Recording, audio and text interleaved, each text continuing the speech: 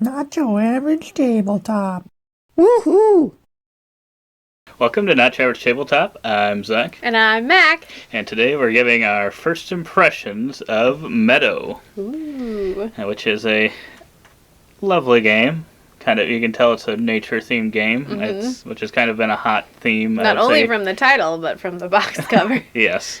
Definitely hot in the last, 5 Always. years probably. Ever since Wingspan, it seems like the nature themes have been pretty hot. Really? Don't think Everdell kicked that off?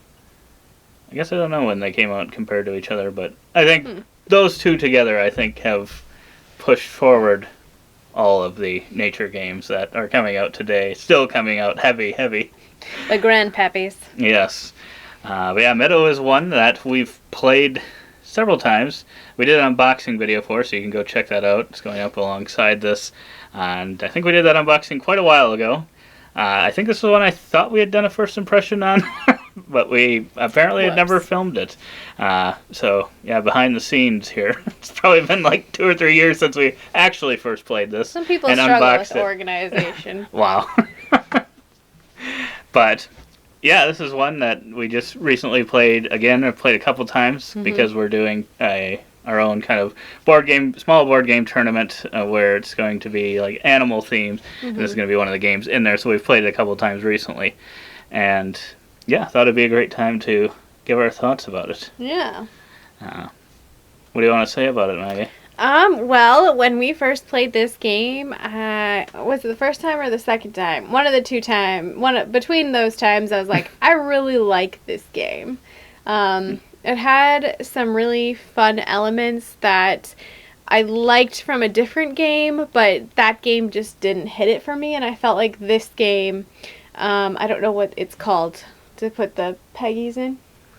Yeah, I don't know. The other game you're talking about is Quadropolis, yeah. Right?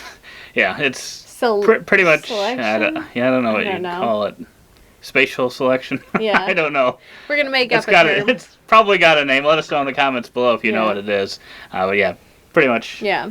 So I really liked that kind of selection ability. And then it has a tableau building kind of, I wouldn't really say set collection, but some kind of, I guess tableau building is fair enough. So I really liked those two pieces working together. You're getting cards. You have to have those like symbols showing in your tableau.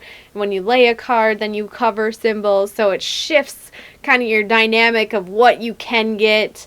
I don't know if I'd call that like chaining. I don't know if it's chaining or if it's something else. Yeah. Where you need something to play something to play something. Yeah. Well, that would make sense.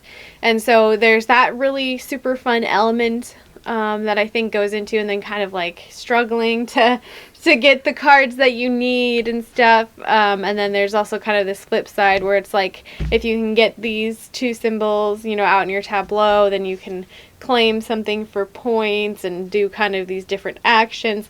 And I just felt like it's so well put together. Like, there's not really much that I could say I would change about this game, and so I'm just so glad that it's continued to be really good. Like, we've played it, and I initially liked it, and recent plays, I'm just like, yeah, I really do think this is a solid game in what it is. Like, it's probably medium weight, but I think it's unique and kind of something good to pull off the shelf when you really want that kind of interconnected gameplay that's a little bit simplified. In some of our Euro games, you've always got like, well, this action and this action and this action and this action. It's like a pure relationship between the tableau building and the card selection, and it's just back and forth and back and forth. And so I feel like it does enough, but in that simplistic tunnel. Yeah, I would agree that it has a somewhat simplicity to it. There's a few probably concepts in there that maybe it could be one you could introduce people in gaming with. I mean, it's an approachable theme. Might be just a couple things in there that might be a little bit more difficult, but overall I think it would be a very approachable family weight game. I like this one a decent amount as well. I go back and forth on whether or not I would put it above Quadropolis, or if they're pretty close to the same for me, I think. I was hoping that this one would, like, be far superior to that, because I know this one... It is. Don't listen to anything he says after this. Well, I couldn't remember if you were the one that didn't like it, or if it was Pepper. So now I'm definitely thinking it was Pepper that does not love Meadow. Really? I think he would definitely pick Quadropolis. Oh, he's dead. And I feel like, to me, they're kind of equal. It just depends if I want to go into nature or go into cities. No. Depends what you want to do. I think, to me, both of them could be pretty much the same with that concept. But I don't know. I think I was hoping to enjoy the chaining a little bit better. If that's what that is. I don't know if it's necessarily chaining or if there's another term for it. Probably is. But the symbology to symbology. Yeah. It's kind of like Hadara for me. I was hoping to, like, enjoy the combos in that one as well a little bit more than I did. But I think both. That's still a solid game, and I'm glad we've gotten it to the table a few more times. I think that as I played it more and more, it does become... I think it inches up a little bit for me each time.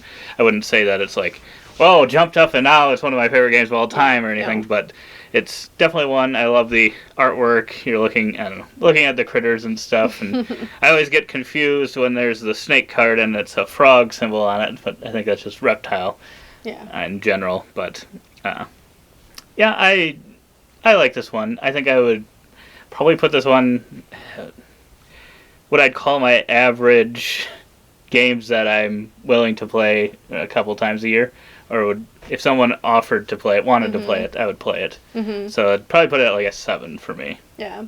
I think that's fair. I think I'd probably put it at like a 7.5 or an 8 because I really do like it. I think it is a good one to bring to the table, and I do feel like it's not super repetitive at this point. Like, what you get and what you can get based on your tableau shifts a lot. So, I mean, there are certain things I think that maybe after playing it you could try and mitigate, but, you know, you're kind of at the mercy of the cards coming out too. So, I think that still is currently adding a nice level of, like, you still have to puzzle this out.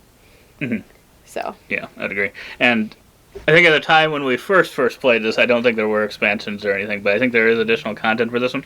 I wonder if anyone out there, for some reason, has watched to this point and has played this and the expansions. Let me know if they add any like additional goal cards that you're focusing on yourself, because there are some goals around this kind of campfire board. But yeah, like you said, sometimes the symbols might just not come out the way you want them, or the second that they do come out, someone else snags it because they probably need that symbol too, and it can just sometimes be the luck of what flips over and who's next. I don't think it like has a major impact on the outcome of the game, but it can be a little frustrating sometimes, for sure. For sure. And I just wonder if any of the, I don't know if there's one or two, but I'm just curious if any of them kind of give you any personal goals of, I don't know. Because your brother had asked, it was his first time playing, if there was any reason to like get a chain, any higher or whatever, have a bunch of them on top of each other, and just not really a reason that I'm aware of. And I was thinking, maybe if they had like personal goals of have one of your habitats or whatever be That's 6 true. tall. Personal goals might be fun. It could add to the game, but I feel like it could also change it. Yeah, a significant amount might too. shift your so focus I don't know. a little bit. I don't know. Maybe that's not something that's worth it might doing. be good because at some point you just become so point driven that it's like just give me the high card. Right. Like definitely in that last round, maybe 2 rounds of the game, it does just feel like, okay, well I can play that one. That's a 3 or 4 point card. I'm going to add that in. I just want to do as many 3 or 4 point cards as I can. Yep. And that's fun and all. It's kind of like, I guess, Wingspan, where sometimes if you're taking like an egg strategy or something, you're just going to keep tapping that egg strategy, assuming you have a place to put them. Yeah. So in that way, it's kind of a similar thing. But then it can be frustrating if everyone else has ones that they can pick up, and you're like, I don't have any cherries, and these all are requiring cherries or berries, whatever. Yeah. But yeah, I think this one's worth checking out if you do tend to enjoy medium weight games, or if you do, I think if you do like Quadropolis, but you really prefer a nature theme, I think this one you could like quite a bit as well. I think. I mean, I feel like it's a different style Quadropolis game. is so different on the back end, though. All they have in common is this spatial That's true. card thing, I think, really. But that's just my 2 cents on it. And you watched this video for that. So thank you. I'm excited to see how this does at our tournament. We have, we'll see we've how taught it people like to it. 3 people that will be at the tournament, and I think it all got good reception there. And then we've got kind of a mix of other people coming of more gamer and less gamer types. So we'll see how she does. Yeah, it's always interesting to see which ones, Yeah. especially a non-gamer, or not non-gamer, but someone that doesn't play many games outside of probably this tournament. Yeah. It's always interesting to see which ones that he likes. Yeah.